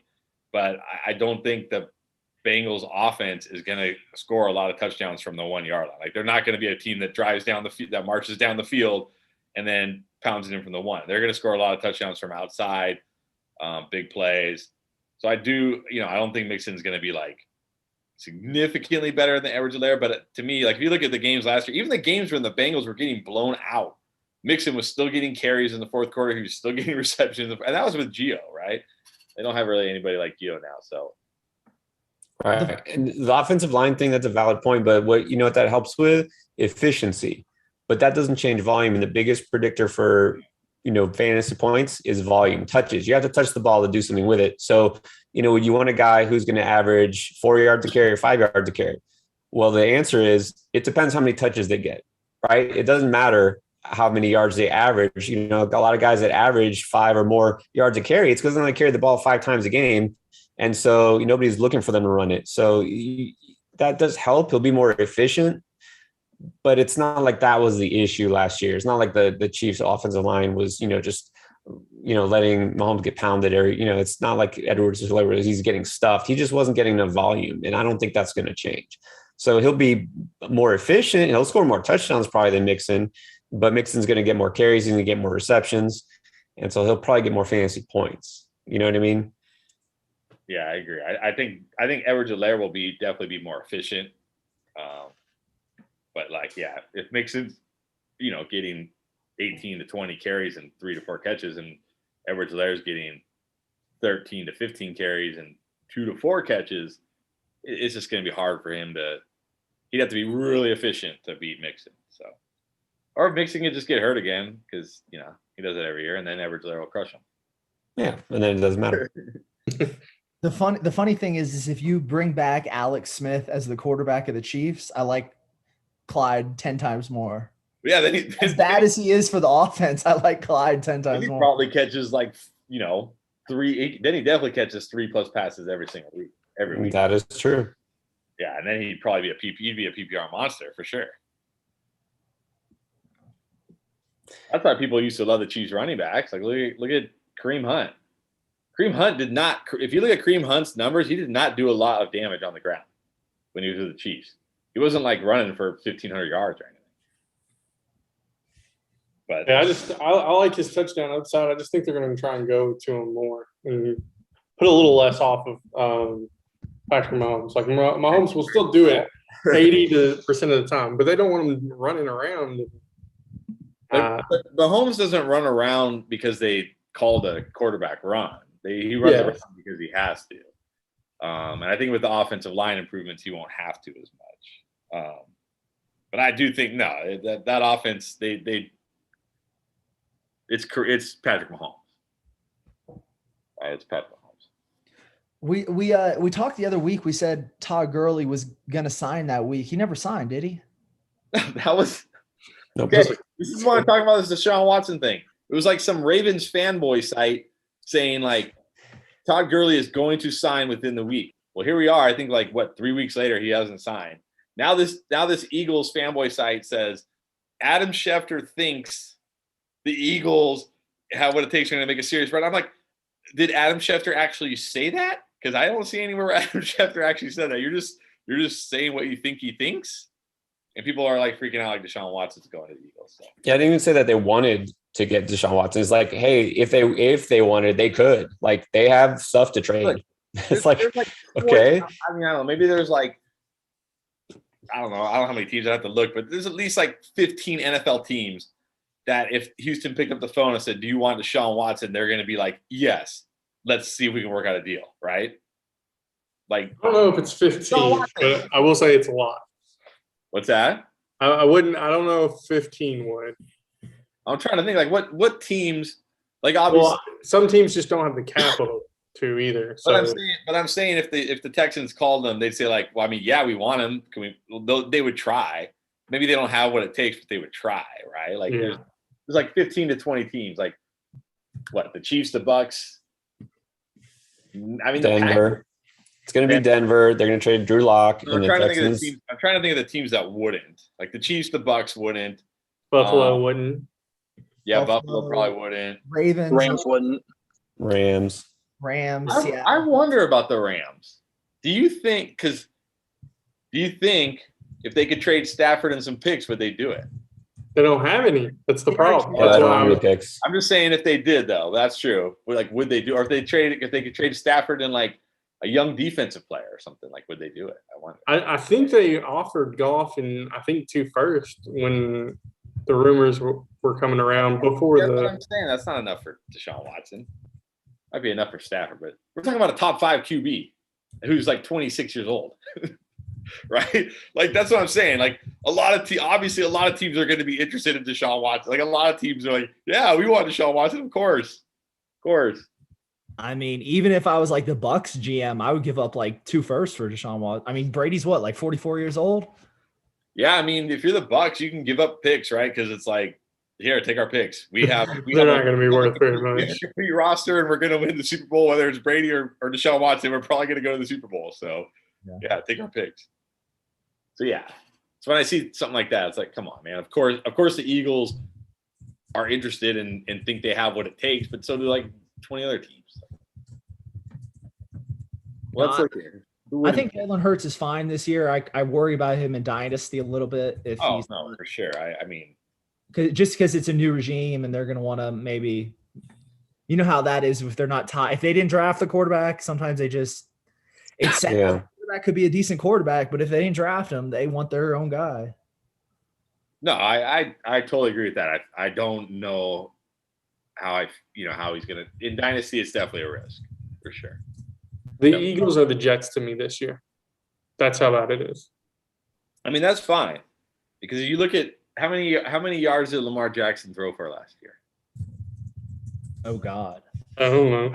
Off the top of my head, I have like no idea. Probably like 2,000 or so. More than that. It was 2,700. Yeah. And 26 touchdowns. I feel pretty comfortable that if Jalen Hurts can hold off Joe Flacco, he can throw for 2,700 yards and 20 touchdowns. That is not a big ask. That's in today's NFL, that's actually really bad. That's really bad. So if he rushes for 800 to 1,000, then he'll be fine. He'll be fine. That's why I say I don't care about his throwing. I really don't. I don't care about that. And if he ends up throwing for like 3,500 yards and 30 touchdowns, which I'm not saying that's like a very small chance. That's a very small chance. But if he does, then he's gonna dominate. So. And he honestly looks more comfortable throwing the ball than Lamar Jackson does throwing the ball. Yeah. Like in terms of mechanics and stuff.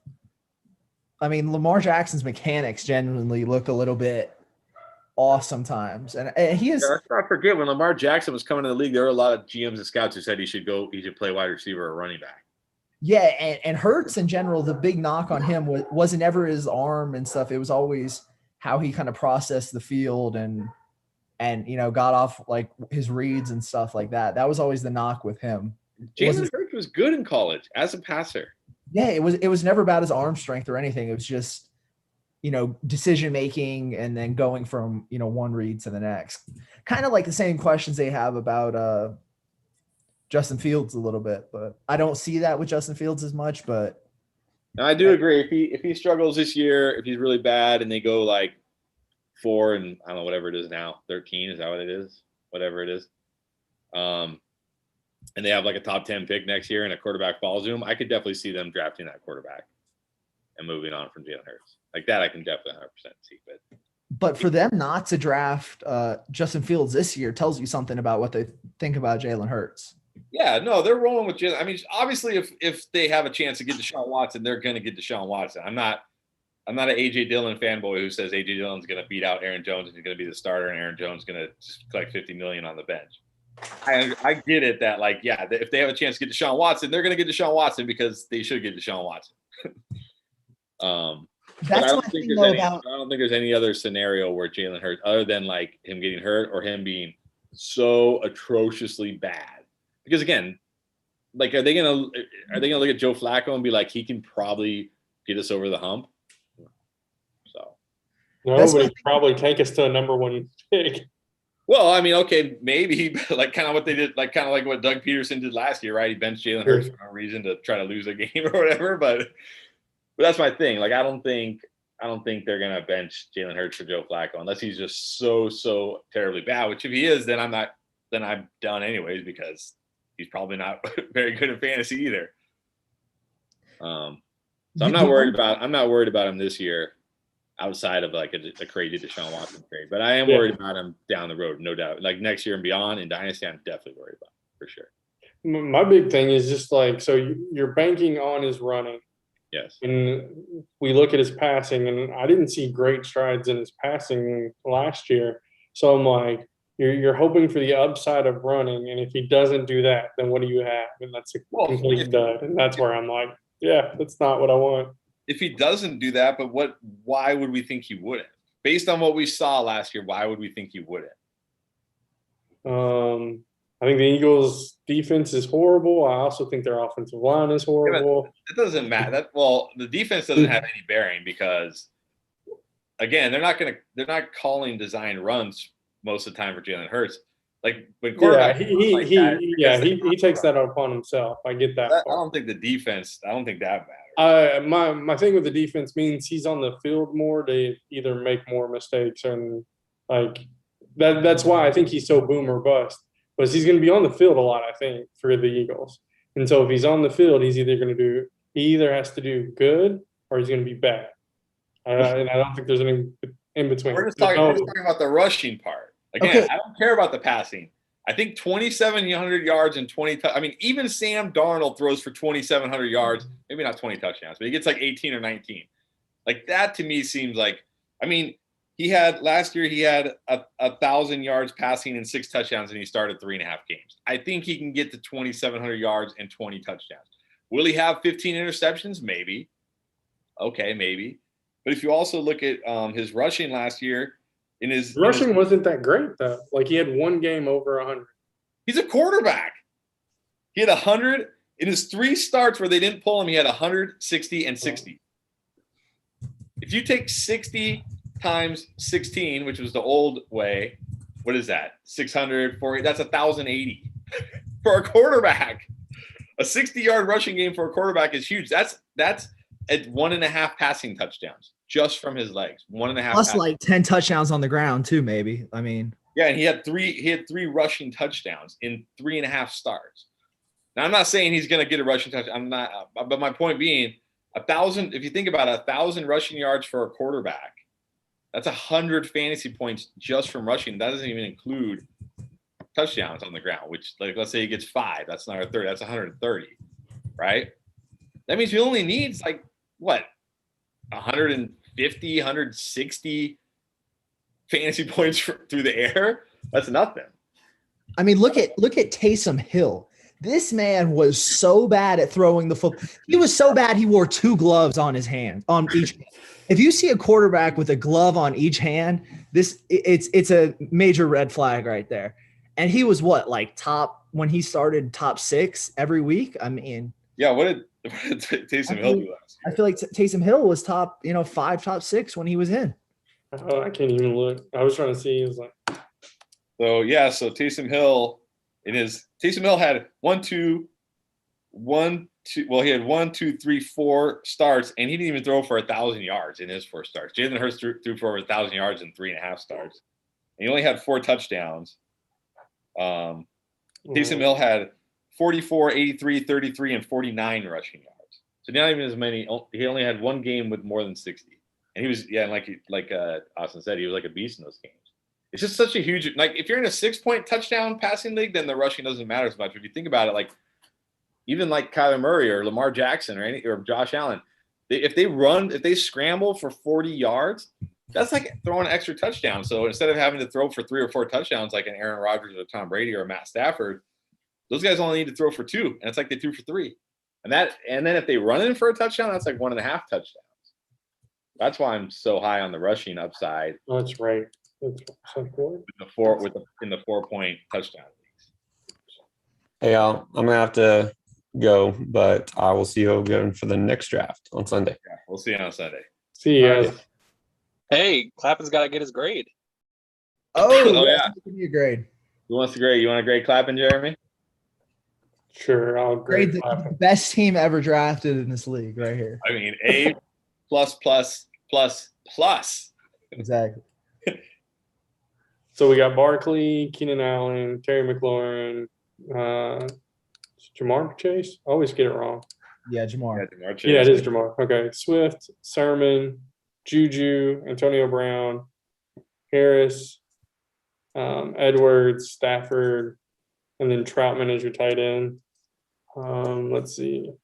Barkley, fine with the 1-3. Keenan Allen, good pick. McLaurin, getting Keenan Allen and McLaurin where you were, that was pretty good. Yeah, that's pretty incredible. And so, yeah. And I'm big on Trey Sermon. So, like I like Swift, but I think Sermon could actually be your 2, which is the part. So I think your running backs are solid. Even flex them in. And then you have Juju and Antonio Brown. I think I might have would have liked to seen you take one more wide receiver, but it's a solid team. Other than that, like, let's see. Definitely. What did you give? You gave Pierre what? B. I think I gave Pierre. It was either a B or B plus. I don't remember. I think it might have been just. I think it was a B because of Devontae Smith as his 2.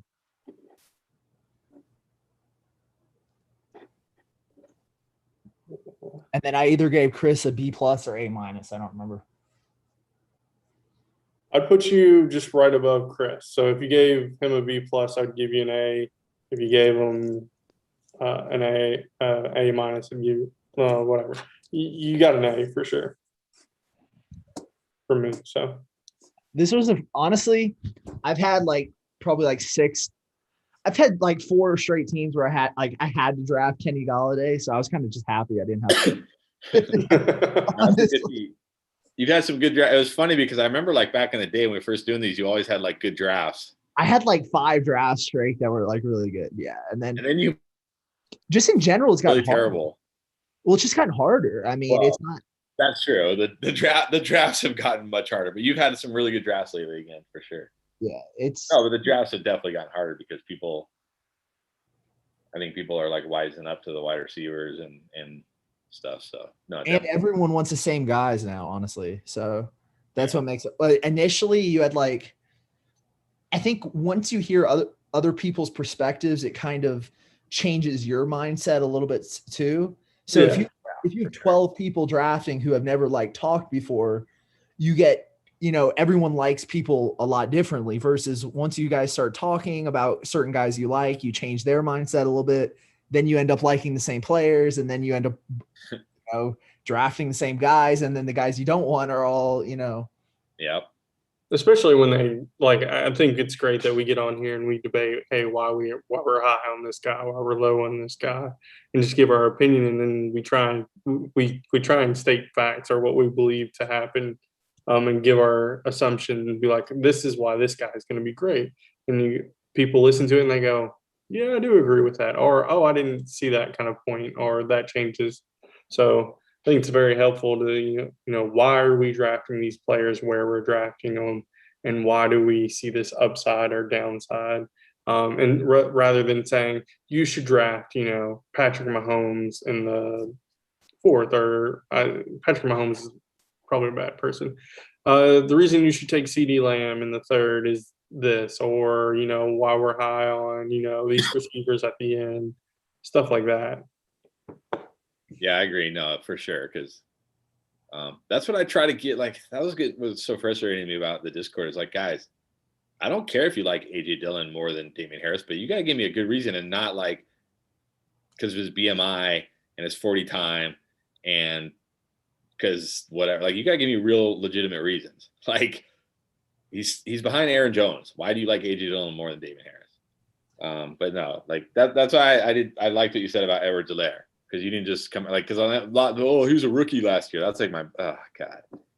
Well, yeah, I mean that's a little bit of it too. I do see him going up a little bit, but I just don't think he's gonna have to fight. Like people think, what is it, Damian Williams and the other guy are gonna Darrell Williams, but yeah, Darrell Williams. Sorry, so many that they're gonna cut into his time, and I just don't think that's it. I think they just wanted depth in case he gets hurt or something like that. Yeah, no, I don't think like I've drafted Darrell Williams a lot in my best ball drafts, but I get him in like the 18th, 19th round. I don't think Darrell Williams is a threat to Edwards-Helaire. Yeah, I just think the Chiefs, because they just don't give their running backs a lot of touches because of Mahomes. That's my thing with Edwards. I agree with you. I don't think. Yeah, I just like the Chiefs running back when the Chiefs are all like red zone. They're going to score the most points. He's going to have the most opportunities to score just as much as any other running back, and that's what I like. Yeah, I think that's fair. And one other argument I don't necessarily love, and I mean, for somebody like Devontae Adams, I get it, is the regression argument because he did so. He had such a crazy year last year, and he had like 18 touchdowns. But people will say, oh, there should be a regression for anyone who has like a really good year, like Justin Jefferson will have regression. just because he had like 1,400 yards. And I'm on the opposite. I'm like, I think he's going to take a step forward even. Yeah. Yeah, I mean, there's definitely things like Robert Tonyan is going to have regression. The guy caught 50 passes and scored 11 touchdowns. Like literally 1 out of every 5 of his catches was a touchdown. Like that's got to be like the greatest touchdown rate in the history of the NFL. And like his yards per touchdown was 9.3. Is that what YPT is, right? Yards per. That was Aaron. No, yards per touch. Yeah, sorry. That was Aaron Rodgers' touchdown rate was like 9.1, which is the highest, or was like the only second time he's gone over 9. But, so I mean, yeah. But the thing is with regression, like, what if Devontae Adams only scores 12 touchdowns this year? That's still like, yeah, the touchdowns, right? It's like, is he going to regress to 2? No, so I agree. The only argument I like in terms of the regression is, like you just said, touchdowns as a percentage of how many receptions he had.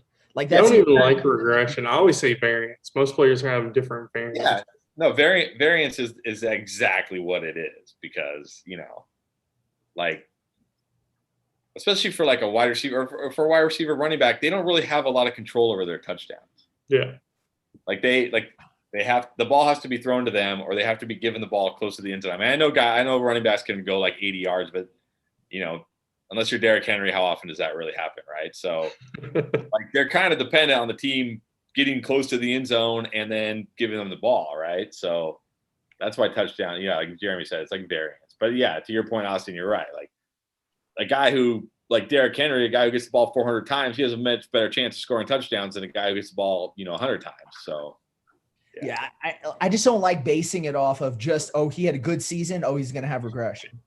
Or my favorite is like, hey, no one ever finishes as the number 1 2 years in a row. That is the worst.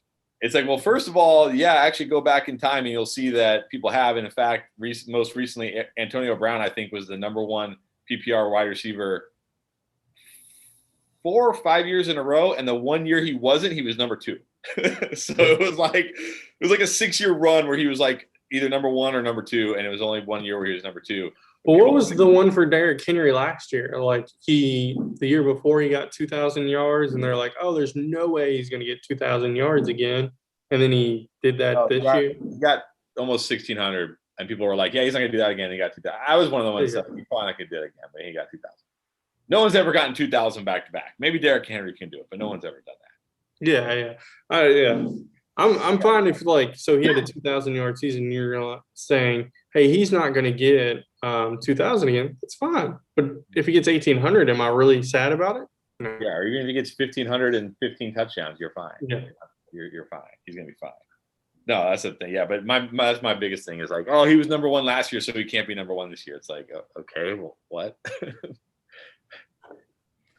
The worst argument of this year I've heard is the wide receiver committee argument.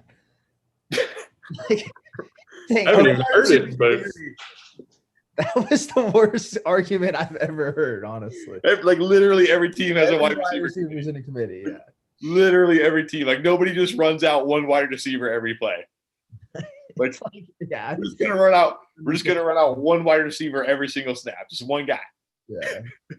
I mean, maybe Calvin Johnson was that, but that was, I think that year Matthew Stafford literally just looked at Calvin Johnson some games, but yeah. Yeah, that's funny. The only example. Wide receiver committee, that's good. Yeah, wide receiver committee. It's like every team has a wide receiver committee. What the heck? So, since you're still on here, Austin, so your Chase pick is the most interesting one I found out of like all of them. Are you that big on Chase that he'll just have the rapport and stuff? I mean, if it's between Chase, Galladay, Ayuk, and Higgins, it's pretty random, honestly, which one of those is going to be good. I would have preferred to have like Sutton there, but I would have been also fine taking Swift there and getting Chase in 5th. But yeah, after honestly, that whole group of wide receivers in terms of Smith, even Thielen, probably Sutton, Chase, Galladay, Ayuk, and Higgins, they all have upside, but they also all have no safety, in my opinion, whatsoever. I mean, out of between Chase, Higgins, and like Boyd, do you just see Chase coming in and getting a bunch of targets. I think he'll be the one. I don't know what that means though in that offense. You know what I mean? See, I don't see Chase hitting until like week 11 or 12. Like just him learning the playbook and like building that rapport and even doing it in a game. Like, I think that just takes a while, and that's like I see him as an end of year. Like I think he'll be great. The beginning of the year, that's why I'm like, okay, it's either Higgins or Boyd or. Yeah, I think they try to force feed him a little bit just to validate taking him that early in the draft. You think so? Okay, that's what I was wondering.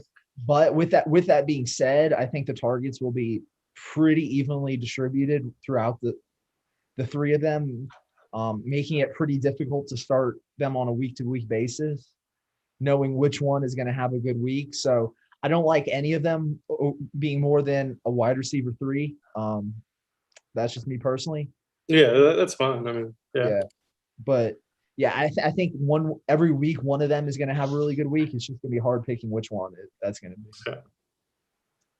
But and you took him as your wide receiver 3 or your flex play. So yeah, I mean, I think he's extremely talented. I think he's probably the most talented wide receiver to come out in the last couple of years. But yeah, does he pop off immediately? I do not know the answer to that question. Do not. All right, guys. I gotta get going. Go have dinner. All right. See you, man.